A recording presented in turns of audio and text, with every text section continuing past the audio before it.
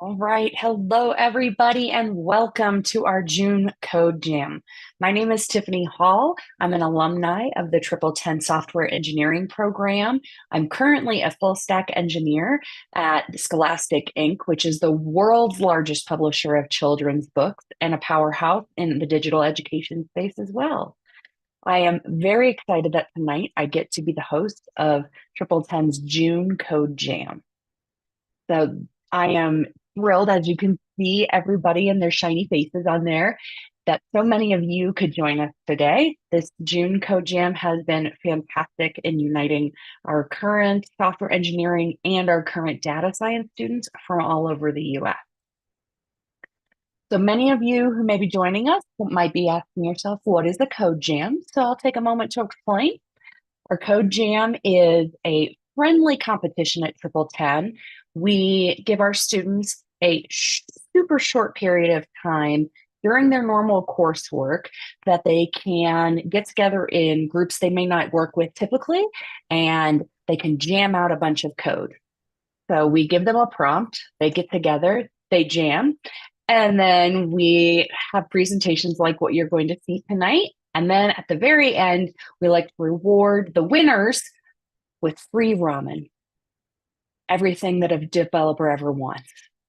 Okay, I'm just kidding about the ramen. Sorry to let you down. It's not ramen, but it will be pride. You will have pride, and that's something.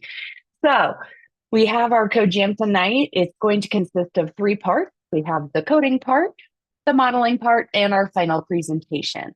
Our participants were divided into teams of three last week, three or four. I'll double check, but they were divided into teams last week, and they were tasked with creating an optimal route for summer activities. What summer activity? I have no idea. So we're going to find out together. I'm very excited. Tonight, they're going to present their routes and their modeling, and then the judging will happen kind of behind closed doors, very black cloak, secret, top Illuminati stuff.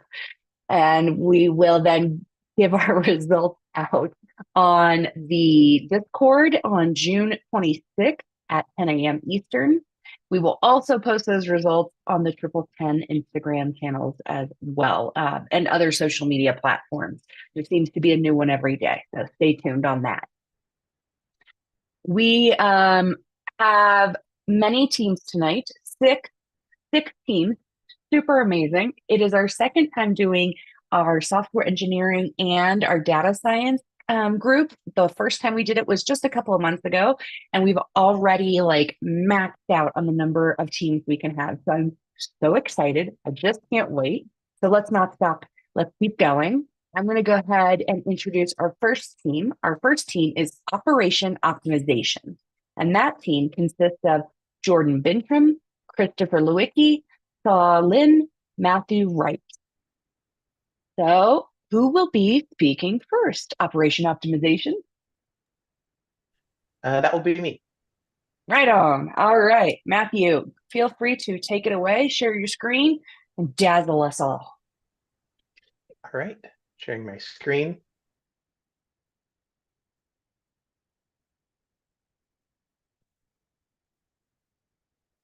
You'll see my screen. Yes, sir.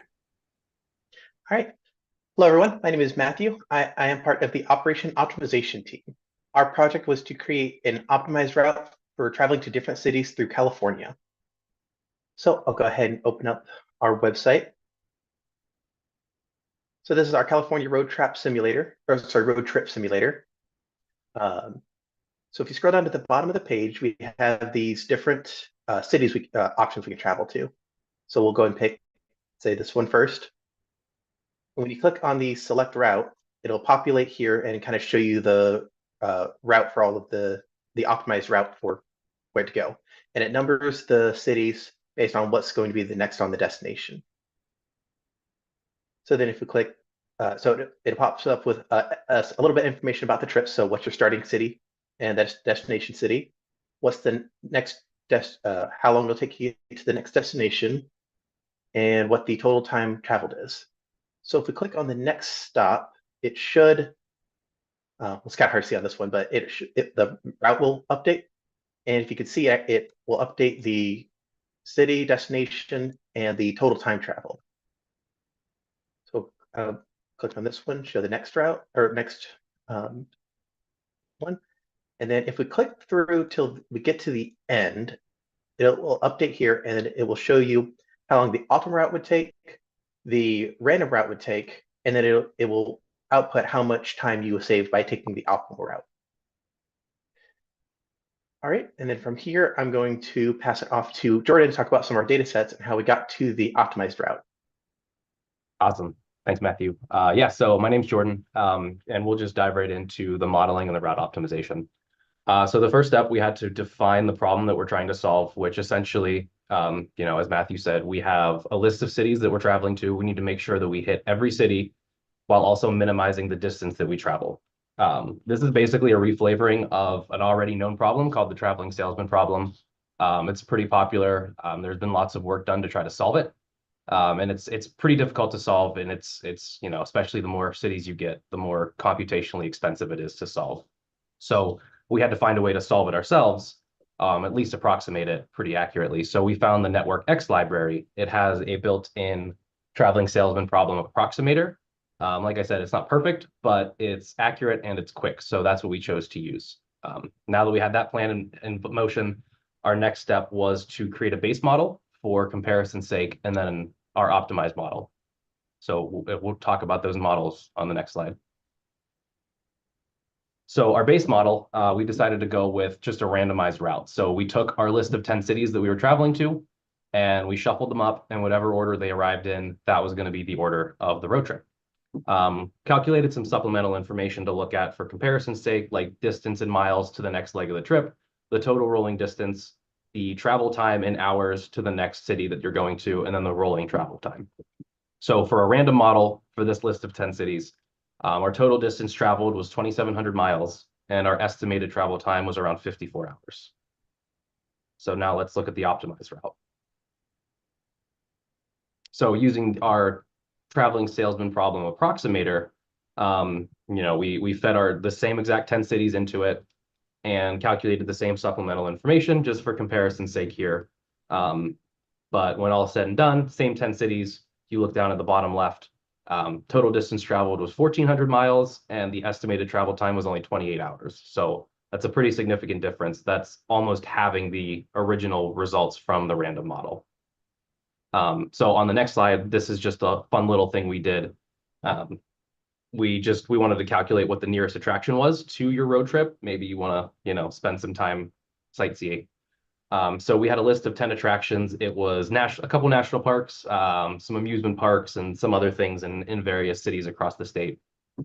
And we basically just calculated the distance of every attraction to every city, and then gave out the absolute closest. So in the bottom left in the output, you can see that on our 10 city road trip, the closest attraction was Disneyland, and it was only 3 miles away from one of the cities that we were at. So that's how we did our models. That's our results. And next, we'll pass over to Chris to talk about our data sets. Thank you very much, Jordan. These are the 3 data sets that we use for our project. The first one contains the latitude and longitude coordinates of each of the California cities that we incorporated into our simulator. And as for the second and third data set, I'll say more about those on the next slide. Matthew, let me have you click to it. Thank you, sir. As a team, we agreed that if we had more time to work on this project, it would be fantastic if we provided users with some supplemental information about each of the destinations on their road trip itinerary. One example of such data that we agreed would be of a lot of help would be information about the level of violent crime in each of the cities on a user's itinerary. Needless to say, that has some really strong implications for example, where a user would be willing to stay overnight. And then as for, yes, that's right, Chipotle locations, we also agreed that it would be fantastic if our simulator provided information about places to eat. I have never met anyone that does not like Chipotle, so the team agreed that it would be wise to incorporate the Chipotle data. Matthew, click to the next slide. Ideas for expansion. It can only make our simulator even better if we had even more attractions than the 10 we currently have. Our simulator would be even better. It can only help to have even more information about various restaurants that a person can go to. It also certainly would help to give users an approximation of how much they could expect to spend on overnight accommodation. And lastly, to help our model become even more accurate, it would be nice if we had some more time to incorporate more detailed traffic flow data. Matthew, click to the next slide. And I would say that this final slide speaks for itself. That concludes our presentation. Thank you.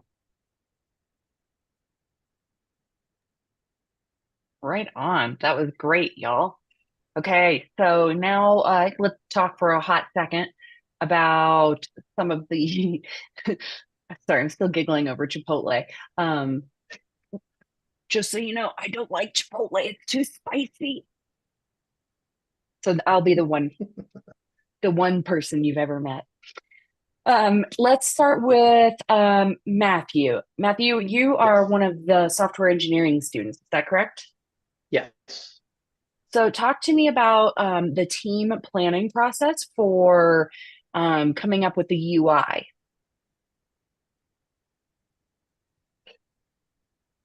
Sorry, for the UI? Yeah, just kind of thinking through like what was the conversation like with all four of you to think about how best to display the information in an interactive way. Yeah, so we wanted to make sure there was a map so that users could readily see all the routes and everything. We wanted to include the actual routes.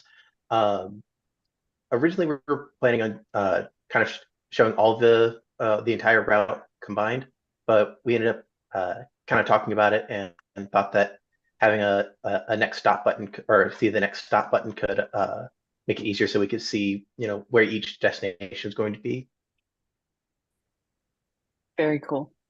And then let's see, Jordan, how was the data modeling process in this kind of like uncontrolled world, right? Like on TripleTen, there's a lot of like, here's the right, here's the wrong, here is some canonical ways to do it. But here you guys just had, full carte blanche. Yeah, it was tough at first. When we first started on Thursday, I pretty much spent, a few hours just being like, I have no idea how I'm going to do this. And then I, started doing some searching and seeing what I could find and how to solve problems like this. And it was Chris mentioned something actually about the traveling salesman problem, which I hadn't heard of before. And then as soon as I saw that and Googled it, then a whole bunch of stuff started coming up. And that was probably the sort of the tipping point for how I started to figure out what we were going to do. Right. And then from there, it was just, we had our data set. So it was finding a way to work with that, found ways to use latitude and longitude coordinates to calculate distance. And then that's when we decided we'll use distance as our metric for minimization. Because we were originally thinking maybe, travel time or some other metric, but then once we found the way to calculate distance from coordinates, then that's when distance became the minimization. Got it. So you kind of found you guys' output through just exploration of the data itself. Yeah. Very cool. All right. So this was Team Operation Optimization. It is Jordan Bintrim, Christopher Lewicki, Saul Lin, Matthew Wright. Thank you guys so much. And now we're going to move to our next team, which is the Redwood Rangers. That is Michael Tversky, Laura Ferguson, Grace Persian, and Dale Myers. Who will be speaking on behalf of the Redwood Rangers? I'll start. It's going to be Mike and I. All right. All right. Let me just share my screen here. You don't have Chipotle, do you? Because that would be really unfortunate if I've already claimed I don't like it and now you have it too. We don't, but great minds think alike. I think you'll see that. So our summer code jam, we had the optimal route problem. Here's our agenda. We're going to talk about intro to the team, the problem, the data set, exploring the data, front end, optimization, our solution, and final thoughts. So here's our team. You just announced us, but here it is again. We have 2 software engineers, sprints 6 and 9, and then 2 data science students, sprint 17, and a graduate. So what is the optimal route for a road trip through every national park in California? And I'll give it off to Mike to talk about the data. Thanks, Grace. Yeah, so we also did a California road trip, but we unplanningly we did national parks in California. And so the data set we pulled was from Kaggle, and it basically had all the national parks in the country, and it sort of came like this. And so we had to do a little bit of feature engineering to get latitude and longitude out of there so we could, similarly to the last group, although again unplanned, we would later use those, which you'll see. So this is just a quick look at how the data set came up top and then to how it finished after we sort of did a little bit of cleaning up. Grace, next slide, please. So before we did the route stuff, we just did a basic exploration of the data. It was a pretty minimally data set. It only had 63 rows with all the parks, and it didn't have that much information in terms of what was there. But we did what we could with what we had. So we sort of looked to data established versus visitors in 2021 to see if anything was there. We looked at park size to visitors in 21 correlation. So we wanted to see if there was any relationship there between park size and the visitors, which there wasn't, as you could tell. We also looked at overall comparisons of overall visitors. We looked at comparisons of overall sizes and things like that weren't necessarily related to the TSP problem, but we just wanted to possibly provide the end user with some background history on the parks, relationships among the parks and visitors in case, some are busier than others. They want to incorporate that into their trip. I personally was once at Yosemite on July 4th weekend, and it wasn't that great. The crowds were crazy. But anyway, next slide, please. So on the left, you see those are the maps that you can toggle those are by size and area. Those are the locations of national parks. And on the right, we have the same locations, but these are not by area. These are by number of visitors in 2021. Just some nice visuals for the end user to see and play around with. They both would be interactive. And then on the next slide, we'll go into a little bit of the front end, which Grace will talk about.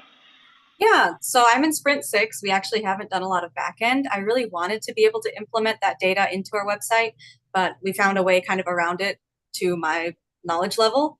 So my goals were a logical code structure, interactivity, accessibility, and a visually pleasing website. And I think we did that for the most part. Some challenges were it was a very short time limit. We couldn't always coordinate our schedules. And like I said, I have not yet learned back end. So I'm going to show off the website real quick, and then we'll go back to the slides here. So this is our site. I've got a little animated car thing that goes across the screen while you scroll. And then it shows cards in order of how we determined the most optimal route to see each park is. I added a little more data at the bottom. And if you click it, it actually goes to the Jupyter notebook. That's about all I could figure out as far as backend implementation. And then I'm going to show off some of the CSS and HTML. So it is responsive. Here's like an iPad size, and you can go a little smaller, and the 2 columns turn to 1. And that's our website. So I'm going to go back to the slides now. Give me 1 second.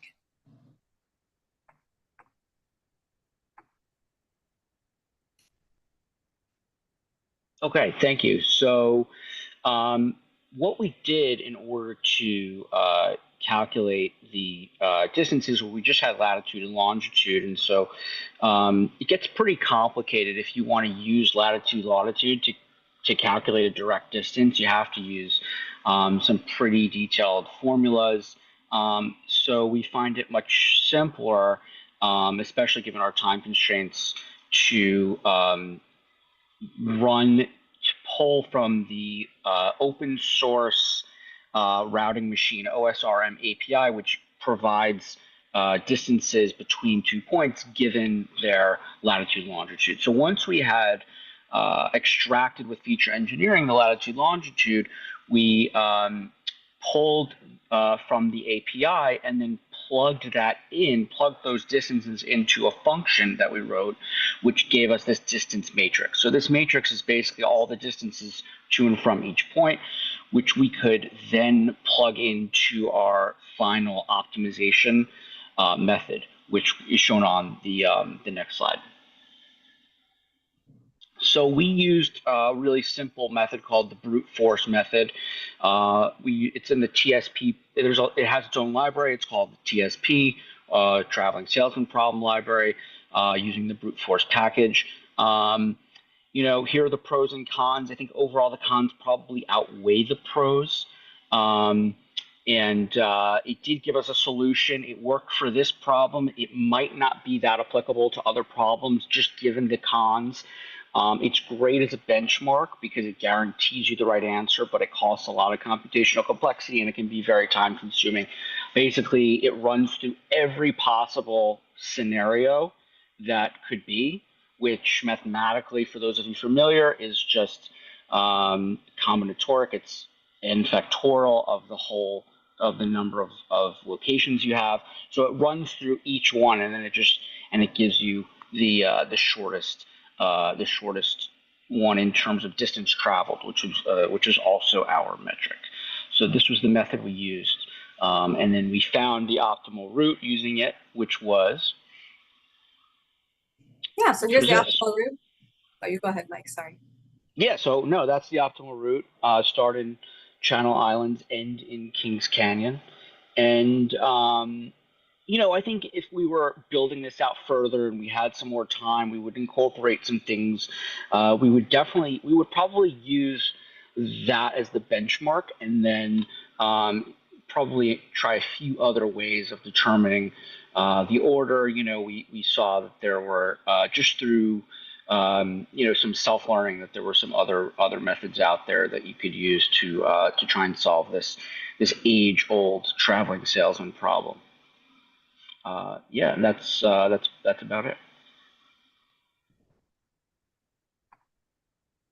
Really awesome. I'm really impressed. I know, Grace, you had mentioned like you're only in Sprint 6, but I am most impressed by your perseverance about like, okay, so I don't know how to connect it all, but I know how to at least get you the information. And so like having those graphs at the bottom where you're like, look, I don't know how to connect it, but here's the Jupyter notebook. Y'all can figure it out. I think that is a great workaround, especially at this stage in the game. So kudos to that. Thank you. We're going to go ahead and move on just because I want to make sure we get to everybody. I really liked the presentation. I did not realize how prevalent the traveling salesman problem was. I have a feeling that we are going to see much more of it as we continue. I'd also like to let Operation Optimization know that in the chat on YouTube, nobody likes Chipotle. So I'd like to open it up for, version 2 being something like pizza. I don't know, just a thought. Okay, so that was the Redwood Rangers, and that is Michael Persky, Laura Ferguson, Grace Persian, and Dale Myers.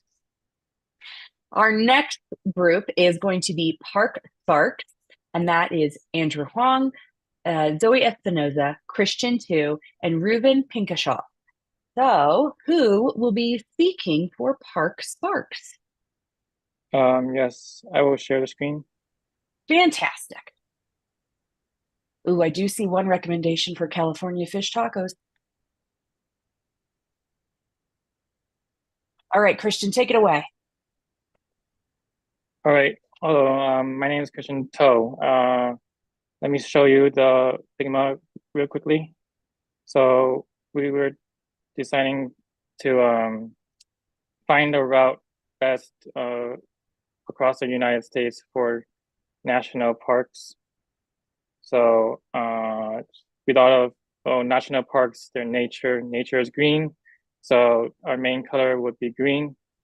And then, well, if you look at the colorblind tests, you can see that all of the elements are visible for every type of colorblind vision. So that's that part. And then I designed the logo here. the logo will show on the tab here. And then for the website itself, here is the page, top page. You can see there's a nav bar here. And here we say, spark a new adventure, find the perfect national park route for the best road trip experience. And here we have a button. It goes to the route. We will talk about this route later in detail. And in the next section, we have recommendations, like examples for music, so that you can jam along when you drive on a road trip. And yeah, these are two videos. And then for the next section, there is a form. And once you fill in the form,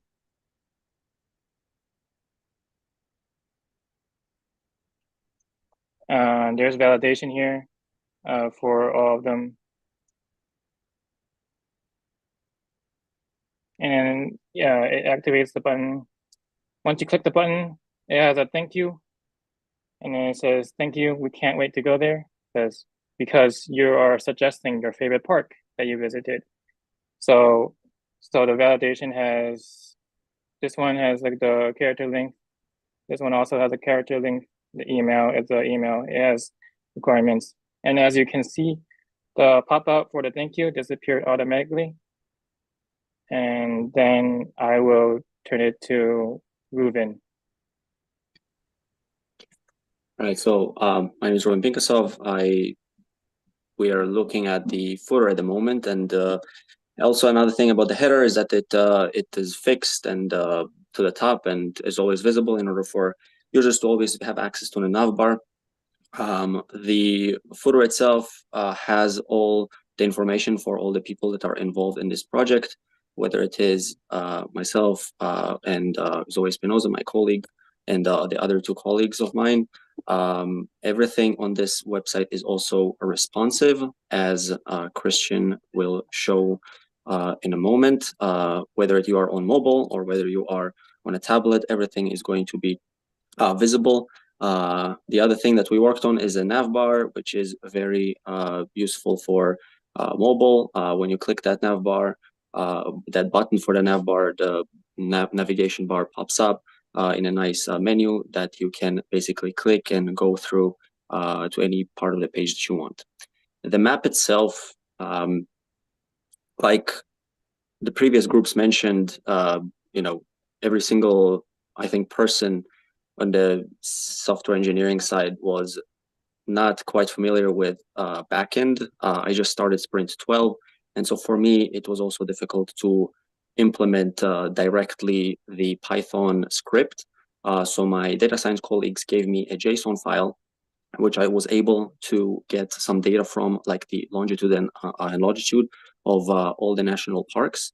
And based on the using the JSON file, I order them according to their optimized route. And then using the leaflet JavaScript library, I was able to plot it. Now you would notice that the lines aren't aerial lines. They're actually lines that follow roads. So the first iteration of this map was actually aerial lines that didn't go through roads, and I had to reiterate that and make it better, and now it follows an actual path through actual roads in the United States. On the bottom, underneath the map, it takes two numbers from the JSON file, one of them being the optimized distance, the other being the a sort of randomized distance. Both of them are taken from the JSON file, and then they're showing how much more efficient our route is as opposed to a randomized route, and how much basically distance you save by going with our order of parks. Now I'll pass it on to Zoe to talk about the data science part.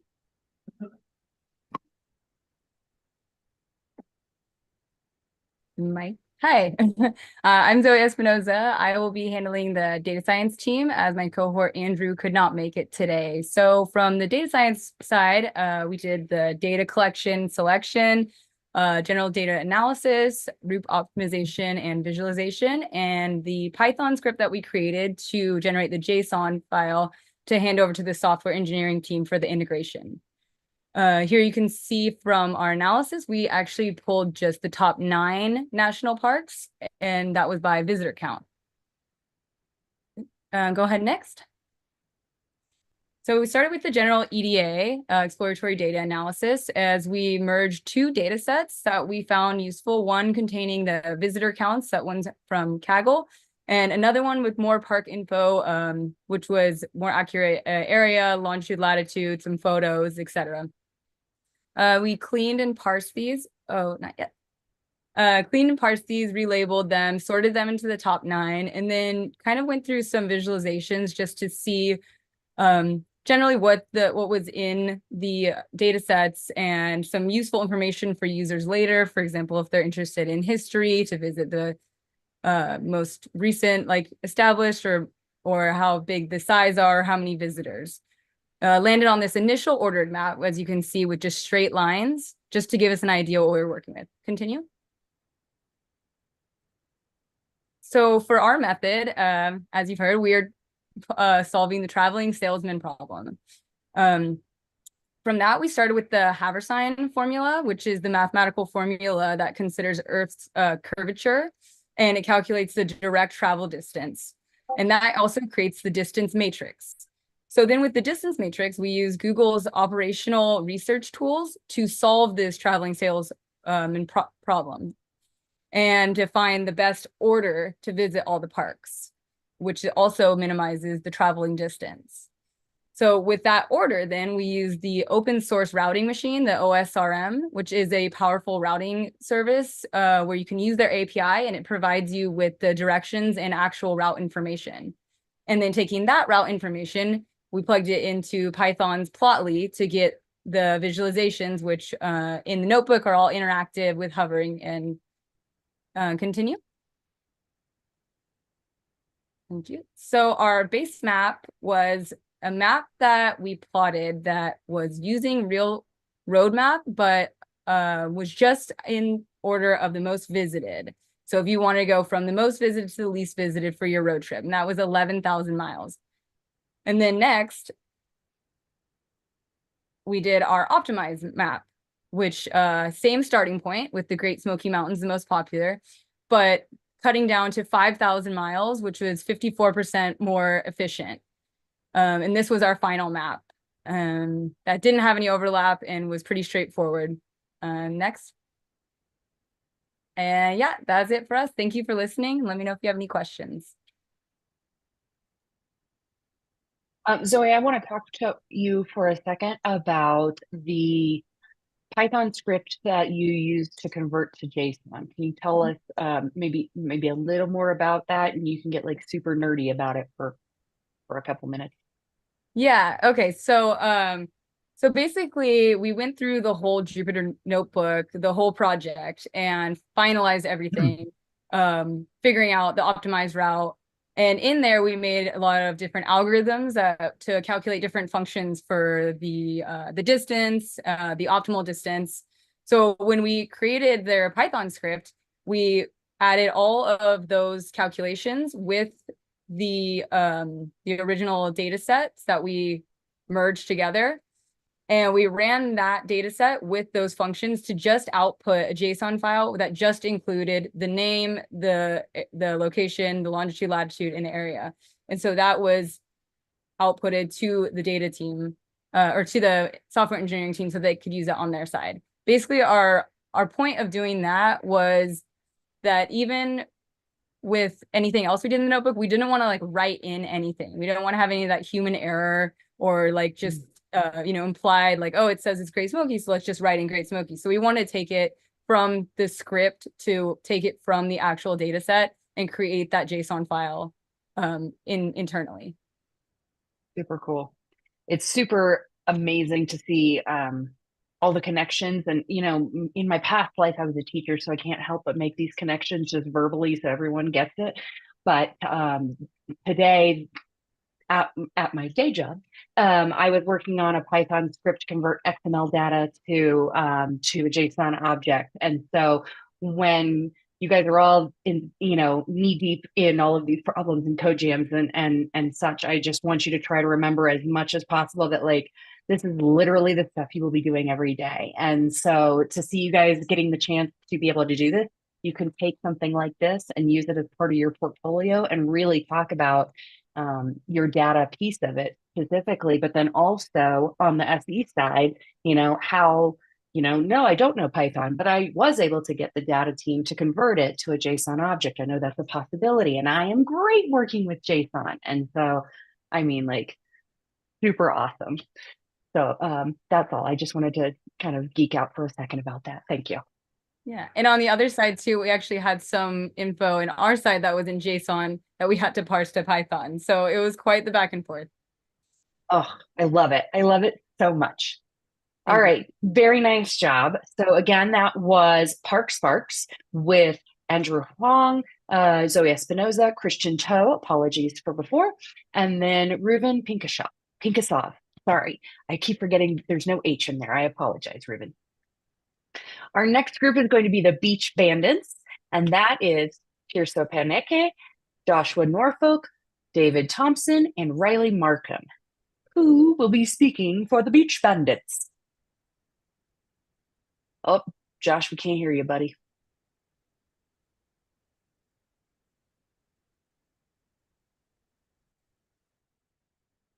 Nope, still a no-go.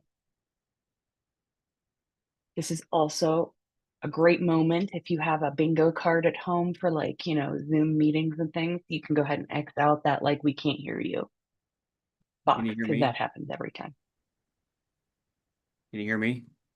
I can hear Riley. I can't hear Josh. Maybe I'll just take over while Josh is figuring out his mic situation. You might have to drop and come back in, okay, Josh? All right. All right, Riley. All right, Way to help out the team. Let me get my screen on here. You bet.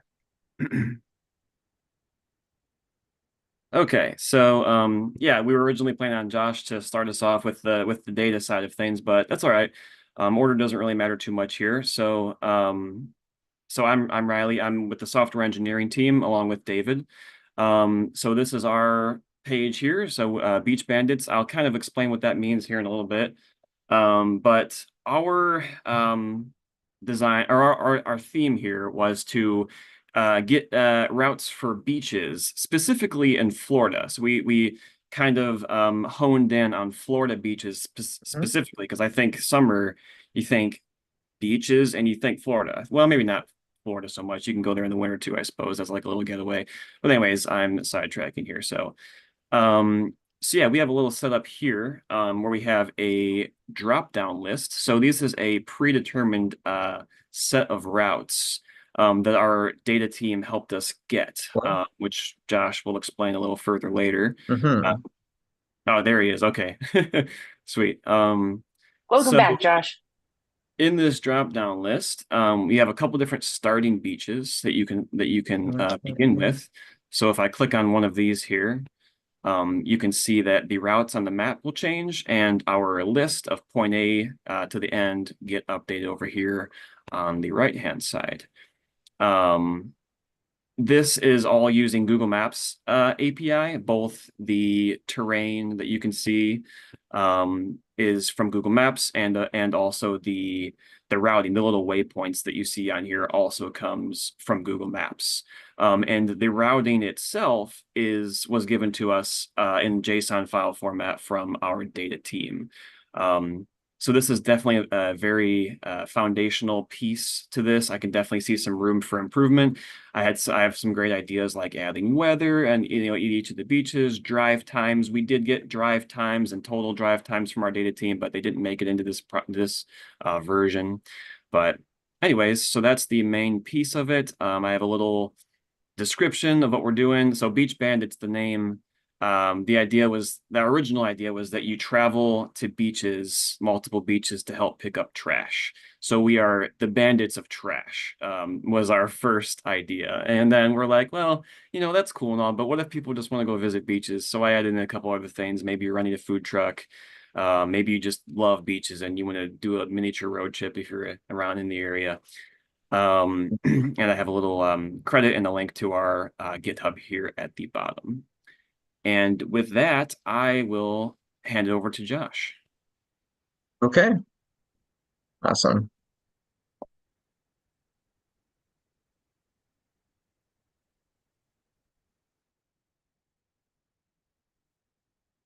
Yeah, so like Riley demonstrated the website, we figured we would go through the file and get a little more into the details of maybe not the details, but be able to see what made the models work. So we started off by we got all the names of Florida beaches from this awesome website, Coordinates. Now, that didn't give us coordinates exactly. It gave us names and such. So we used another API, OpenCage data, to pull the coordinates out of all the beach names that we got. So we got the data, we pre-processed it a bit, just normal stuff, dropping missing data, and we actually went through by hand later on and dropped a lot of beach names that we were given that we saw on the map were not actually beaches, they were inland. And so we did a lot of manual processing for that after we actually finished the modeling. So, like a lot of others, we ended up using a random model to find the beaches and also more of a brute force traveling salesman problem. But first, we needed to calculate the nearest beaches, which is pretty much what the software engineering team ended up using to route into the Google API. Like the last team, we used the geodesic distance, which is essentially the Haverson distance, taking into account the Earth's curvature. So, yeah, the random route, we will see how poorly that performs later. The only positive of that is that it calculates pretty much instantly. However, we also wanted to have an intermediate model, so much better than a random model, but more efficient than the more brute force traveling salesman problem model. So we also came up with like a nearest neighbor algorithm. So basically, from the starting route, it finds which next beach is the closest, it goes there. It finds the next beach that's closest to that, and it goes there. And it actually ends up being a pretty good approximation for the best route. And unlike this brute force algorithm that finds the absolute best route, you can calculate hundreds of beaches all at once, and it happens pretty much instantly. So we didn't think that most users would want to go to more than 10 beaches at a time. So we did include the brute force route in the software page itself. So in the model that we were testing, I wanted to have an option to use different models depending on what level of efficiency you wanted. The randomized model comparison didn't make it into the software engineering page, but it's here for demonstration. We also ended up plotting the routes on a visualization in the Jupyter notebook before the Google Maps API ended up working out. So we see using the random algorithm, starting from Hannah Park and going to the nearest 9. Also output in JSON as the last teams due to the lack of a backend setup here. So we have 342 miles using the randomized approach.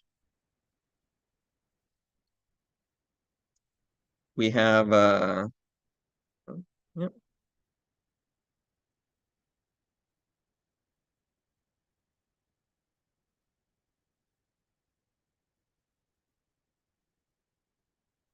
this takes a few seconds with 9 locations. So when it gets to 10 locations, it's essentially unusable.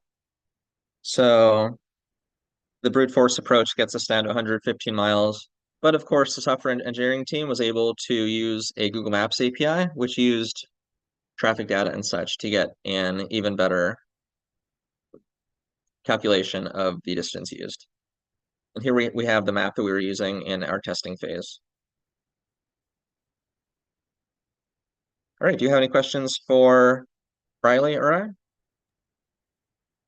Yes, I do. Thank you so much for asking. First of all, I think this was really great. You guys obviously had a real clear vision of like what you were hoping to achieve. And so I think that is really clear both in the code and in the UI.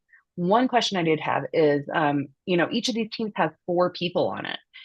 And so, Grace mentioned it earlier, right? Like trying in their presentation, like trying to go back and forth. That was one of the challenges. How did your team find a way to synchronize your communications? Or is that still an area that was kind of rocky? Yeah, so I'd say that the communications between the data science team and the software engineering team was really good. We had to figure out what exactly the software engineering team needed as a deliverable from us, which ended up being that JSON data. And since we're not software engineers and they're not data scientists, we needed to communicate a lot to even figure out what the other team was capable of doing in terms of the code. And then I can't speak for communication within the software engineering team. Riley can talk about that. But in terms of the data science team, Tirso, my data science partner, had a lot of time in the first half of this code jam, whereas I did not. So he did a really awesome job of going through and finding the data collection, finding out how to get coordinates from all of these locations. He did a really awesome job of pre-processing the data, uh, dropping beaches that were irrelevant and such. And then when I had more time over the weekend, I was able to step in and build some of the models, and we were able to talk on a call for a few hours over the weekend and sort of collaborate Cool. in real time. That's great. Riley, did you have anything you wanted to add just from the software engineering lens, or was it pretty much kind of the same as what Josh was explaining? Yeah, Josh, do you mind if I take the screen over for a second? Yeah, you should. I'll stop. Okay. Yeah, I definitely have a couple points to add. And one thing I actually forgot to mention when I was showing my screen here. So yeah, when the jam first started, like literally after the first meeting, David and I talked a bit about the design. We kind of really got in on the design right off the bat, even before we really knew what our theme was. So all the colors, the GIF that you see here, all this was basically David. He had a lot of good design ideas, and I think it came together really well. I never would have thought like pink and green wouldn't look good together, to be honest, but I think it looks kind of like it's got like a retro vibe to it. But aside from just the colors, it's also responsive. So I did test this on my phone as the screen shrinks down a bit. Some of the elements will change size, so it should look pretty good as it gets pretty small. So I was able to implement that too. And we were kind of going for more of the minimalistic look. We didn't want to do too much crowding. And then, of course, like Josh said, I had no idea really what the data scientists were capable of and vice versa. So I said, hey, can you get us this? And they were able to get us what we asked for. So it worked out really well. We had some good communication mostly through voice calls and Discord. Cool. So yeah, I think it went pretty well. Awesome. Well, thank you guys so much. I really appreciate both of your points of view on that. So that was Beach Bandit with Tirso Paneke, Josh Norfolk, David Thompson, and Riley Markham. And our next is going to be Trips Done Quick. And so I'm very excited to see how quick we can get these trips done with Michael. So let's see, Michael Velasco, Daniel Pocock, Yi Lin, and then Evan Eliason? Yep. Right on. Okay, great. Who will be speaking for Trips Done Quick? Yeah, so I'll be introducing it quickly, and then Evan will be sharing his screen. Okay, I'm very excited to go on these trips. All right, so hi everyone. My name is Mike. Thank you everyone for joining us tonight. Our team is Trips Done Quick, and it's composed of our software engineers Evan and Rosa, who is unfortunately not able to join us tonight, and the data scientists Dan and myself. What we made for the code jam is the road trip planner called Trips Done Quick, or TDQ. We chose to do a road trip planner because it's perfect for the upcoming summer, and we thought it would be fun to tour around where everyone was from and the place that everyone wanted to visit. So since we also had gaming like as a common hobby, we tied that up with the theme of the challenge, which is just finding the most efficient or like the optimal route to get through everyone where everyone is and where everyone wanted to go. And we just link that with doing speed runs, right? And one of the more popular gaming events for speed runs is GDQ, or Games Done Quick. So we just changed the G to a T and called our website TDQ. And to start off this trip, we can head over to Evan, who will show us the website and how it works. All right, so here's our basic landing page. We start with a little bit of a form where you can choose the starting city, and then if you want to do a circular trip or just stay in the last city, depending on, I guess, what you're hoping to do.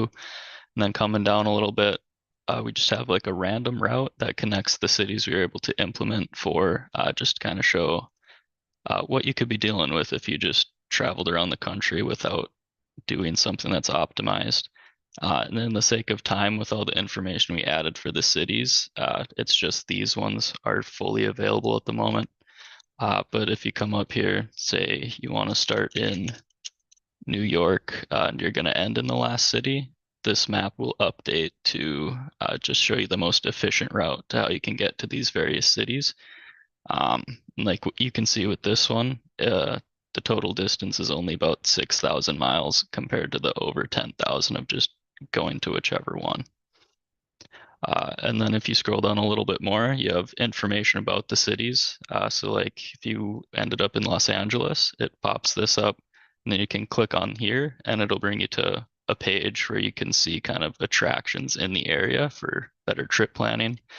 And then down here, just a little bit about us. We have the two data scientists and us on the other side, with our names being links to our LinkedIn profiles, just for a little bit of networking sake. And then also we have this here, which is the Figma that Rosa made, just because she wanted to be a little bit more involved in the design. And I think she did a great job and was able to implement it really good. And then just kind of back to this, our roles between the software engineering. Rosa did all the HTML, CSS, and Figma. And then it was my job to translate what she did into React and then add Node and Express functionality to it, just because I was a little bit more comfortable with backend. And kind of like I mentioned earlier, our main goals were just to create a user-friendly interface that would show an efficient route based on where you wanted to start. And then I guess the modals that bring you to the trip planner website for each city. And then the main difficulties we ran into were just the Python interpretation. I was able to, I guess, get 5 or 6 just random scripts working, but the one specifically that needed to, I couldn't. So we ended up just having to do a map layout where it was similar to the dynamic weather cards with Sprint 10 and 11. And then the SSH front end deployment, the back end worked great, got onto the website, but the front end just wouldn't load even without errors. So that's something that I'm hoping to fix in the future. All right, and just a quick introduction for the data science portion. The way we tackled the prompt was actually similar to what everyone has been talking about, the traveling salesman problem, where the goal was to pass through all the required points once traveling the shortest overall distance and wanting to return to the starting point. But the way we tried to tackle this as well was just looking at the shortest route overall, which does not necessarily mean you will end up at the closest point to the starting point. So, yeah, I'm gonna head it over to Dan as well, who will be talking a little bit more about the overall technical details of what we did for the technical, or for the data science portion. Hey everyone. So to start the data side of things, we collected our data from the Google Maps API rather than Kaggle, as doing so would enable us to determine the exact route that a car would take on a road trip. So using this API, we created three matrices, one for the distances taken between each city per car, assuming no traffic, another for the time taken between each city per car, also assuming no traffic, and then another matrix for the Google Map directions from each city to another. So we also created a list of cities with their coordinates. For the purpose of the code jam, we picked New York, Atlanta, Tampa, Dallas, Chicago, Denver, LA, and Seattle. And the way our notebook works enables us to add as many cities as we want, so long as they are recognized by Google Maps simply by naming the city and the state it's in. So together, this served as our data in which we could then create a model for. Next slide, sweet. So how do we make the model? We created a list of every permutation of cities available using the iter tools library that acted as our non-return trip option for 8 cities. And then for the return trip option, we copied that list and appended the start city to the end. We created a distance function and applied it to each combination to find the combination that returned the smallest distance. Results showed that the most efficient route could be calculated in 0.25 seconds with our model, so we didn't really see an immediate need to improve the model. Plotly was used with the Google Maps API and another library called Polylines to show the exact route that it will look like on a map for someone in a car to go to another city. So if you go to the next slide, that's just our code, and we can go one more, Evan. Sweet. So the final results show how efficient our model is compared to the base model in both returning and non-returning circumstances. And there you go. We can see that you can save dozens of hours and hundreds of miles using our model. So just to sum it up, this is our project and what we've done. You can see the benefits of it. And it was just awesome to do this with such a great team and in such a great context with TripleTen. And thank you for your time. Thank you guys so much. So let's back up just a little bit. So when you guys were picking cities, did you guys have any sort of like thoughts around like which cities, or did you just pick cities at random? We each just picked 2 and then went with that. Yeah, that's okay too. And then in terms of the things that you guys kind of learned along the way, I know there's a lot of other places where you're trying to learn skills, but you don't get a chance to really kind of put them into practice. And there's a real difference between theory and application. Did you guys have any moments during your creation where you came upon something where you're like, oh, this should work, and then it didn't work at all, and had to kind of pivot? Absolutely. I think the biggest challenge there was getting the Python script to work in the app. I think we tried to like fit that as much as we could right at the end. Unfortunately, we just needed to do the workaround of generating the PNG files instead. But yeah, that was something that we wish we could have done faster. We learned a lot about getting the Python scripts to work to generate those JSON files. We unfortunately did not get that through though. But yeah, that was something, at least from my end. Maybe Evan can and Dan can also share something.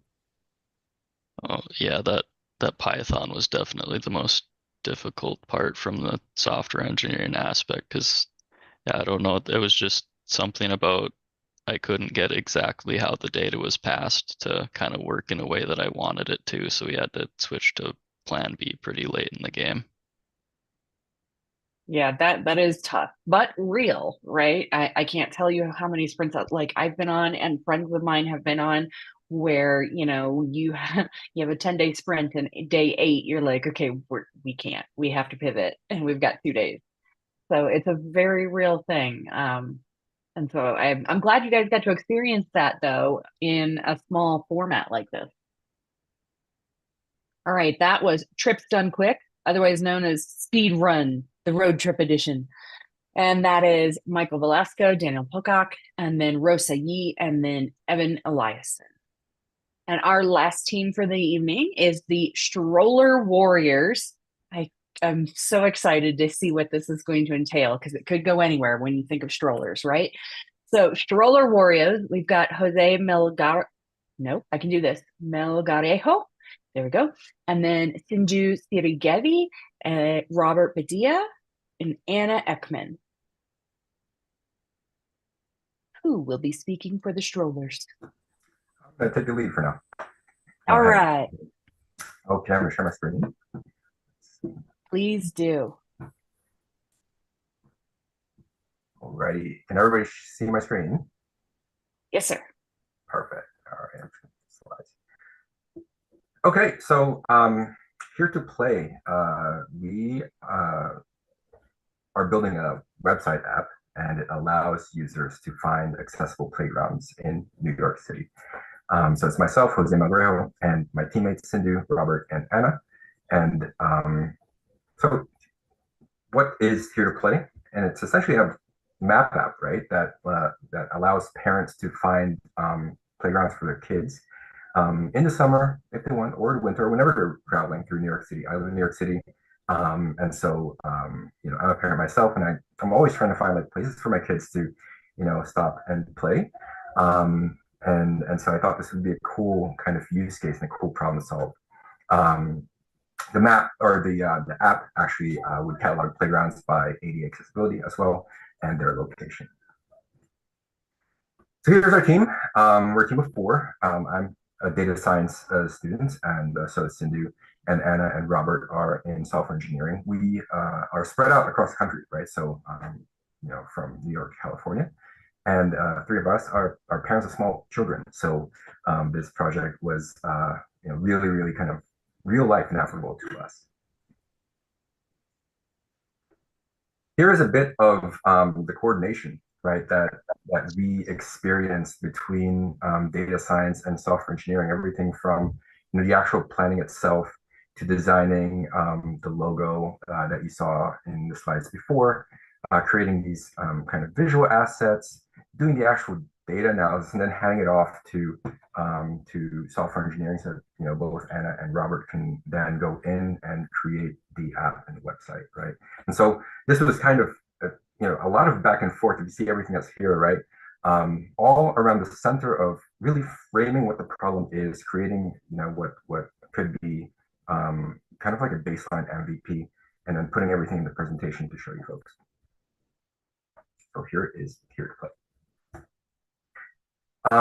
We wanted to create a real use case, like a real scenario, right? And so once we started to dig into the data, we found there were like 1,000 playgrounds scattered throughout New York City. And to develop something usable, we wanted to start small. So we wanted to simulate a travel between 2 points, the Leon Hotel, which is in Chinatown, New York, and the Brooklyn Bridge in Dumbo, like the Dumbo signs you would have to cross the East River. At the same time, creating and optimizing a route so that parents could hit the playgrounds along the way. A bit of our process here. We needed to find the data on the playgrounds, like where was this data hosted, like where are the playgrounds, right? And New York actually has a pretty cool database, New York City Open Data, that has like a playground census, right? So they have the playgrounds listed out by you know, the actual locations and GPSs. From there, on the data side, we created you know, random routing to see what like a route between the playgrounds would look like, and then we used the nearest neighbor algorithm to find an optimal route to the next playground. And then on the software engineering side, maybe Anna can speak to that. Sure.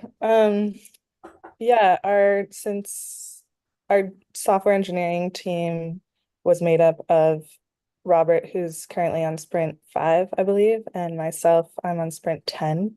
So we wanted to use shared frameworks for this project. So we chose to do it in HTML, CSS, and vanilla JavaScript. We did use deployment with GitHub pages, as a lot of other teams did. Really cool to see everyone successfully deploy right on. And yeah, we definitely pulled some strategies from the program, like really focusing on semantic HTML tags, There's some CSS transformations in there. We have a pop-up. And like others, we tackled integrating a Google Maps API, which was hard, and we figured something out. There's definitely room for improvement, but we're excited to share what we have so far. Thank you. So our source was New York City's Director of Playgrounds, 1,000 playgrounds in New York City, with all the information about GPS location and disability access, which is important, right, for folks who have kids. These are all the playgrounds in New York, right? There's a bunch of them. So for our modeling, we wanted to focus on that little kind of circle in the middle there in the, by the Leon Hotel, and really try to find, okay, what are the 5 or so closest playgrounds to the hotel, and how do we optimize the route between them? A bit of our analysis here on accessibility. You can see that New York is pretty accessible by playgrounds, and then they try to make things much more accessible with sensory-friendly type stations for kids. We calculated the random route first from the Leon Hotel to the Brooklyn Bridge, hitting all the playgrounds, and then using the nearest neighbor algorithm, we reduced the route by 1.14 miles, which it doesn't seem like much, but if you're traveling with kids in a small space, and if you have to travel like almost 20% farther, pushing your stroller, I think that's a good optimization. So here is a visual of the random route and the optimized route. We're using linear distance because we use the nearest neighbor algorithm. And I will hand it off to Anna for the demo. Great. Jose, can you, yeah, great. One sec. Okay, can everyone see our beautiful orange landing page? Sorry, let me just move it over. Okay, so yeah, we kept our design simple. We have our originally designed logo, which is pretty cool.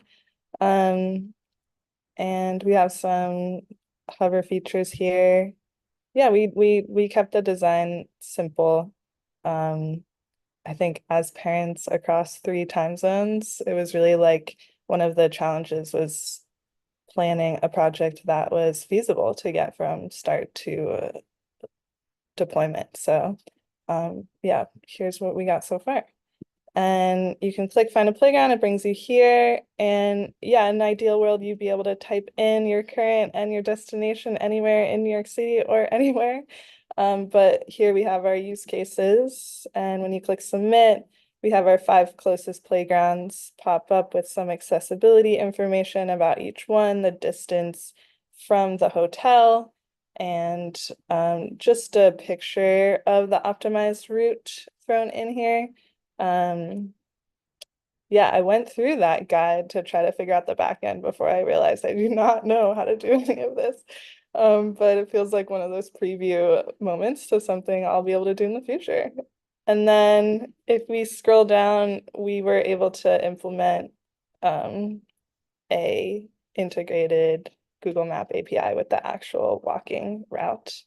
And if people don't know this, you can walk across the Brooklyn Bridge with a stroller. So that is demonstrated here. Okay, first I just want to say, shut up. You guys did a little animated background with the color changing. Oh, that just like makes me so happy. And secondly, I love this app. One, as a parent, yes, I would like that everywhere because that was amazing. But then also, in my former career, I was a special ed teacher, and I used to take my students out to lots of different playgrounds because it's really great for a lot of reasons. And that would have been amazing if every city had that kind of ADA accessibility because they don't. So kudos to New York, and really rad perspective that you guys took on it. I'm gonna leave it to your guys' team, the Stroller Warriors, to give one piece of advice, maybe one from the data science team and one from the software engineering side, to people that are watching this that are going to be maybe participating in our next code jam. What's your one piece of advice? Other than figure out how to make the back end work, because that was obviously a challenge for everyone, but nobody took no for an answer. So I love that. I'll start.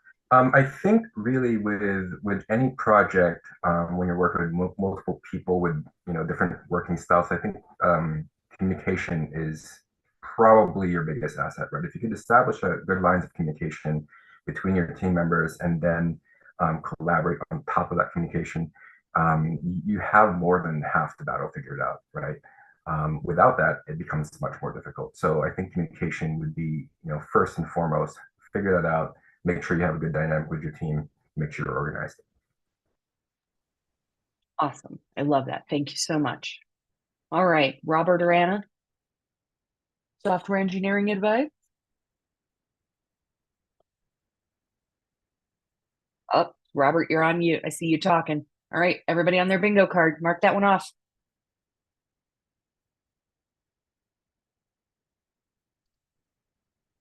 Let's try. There you go. Yeah, as far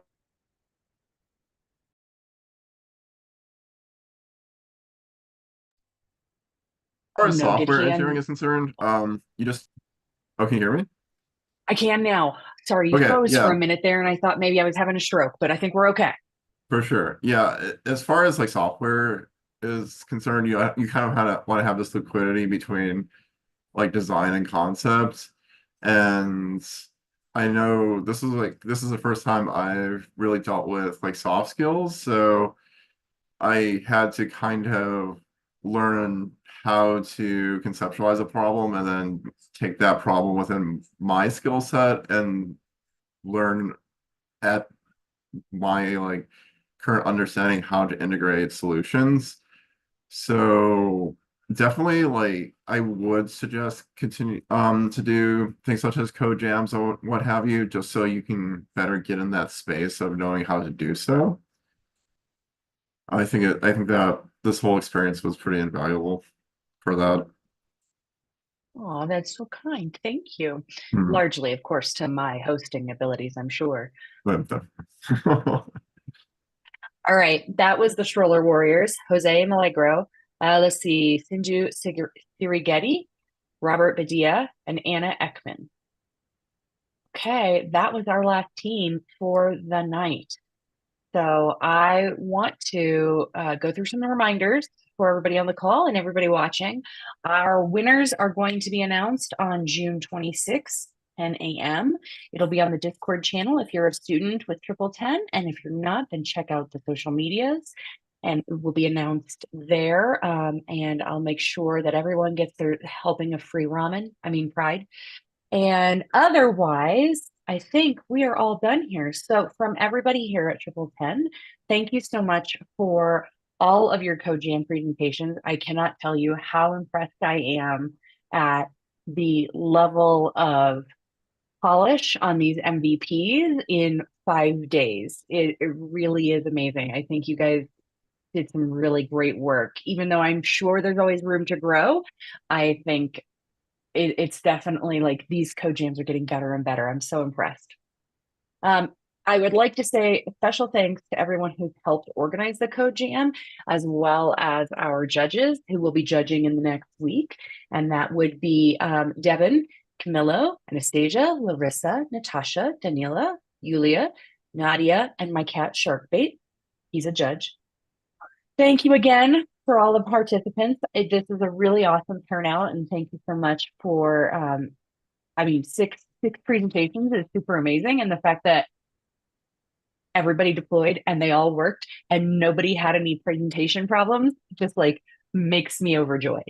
So thank you again for your time, and thank all of you guys out there watching us. My name is Tiffany Hall. You can find me at Tiffany Codes on Instagram. You can of course find me and everybody else here on LinkedIn, and you can find my cat by his food bowl. Thank you so much for watching and have a great evening.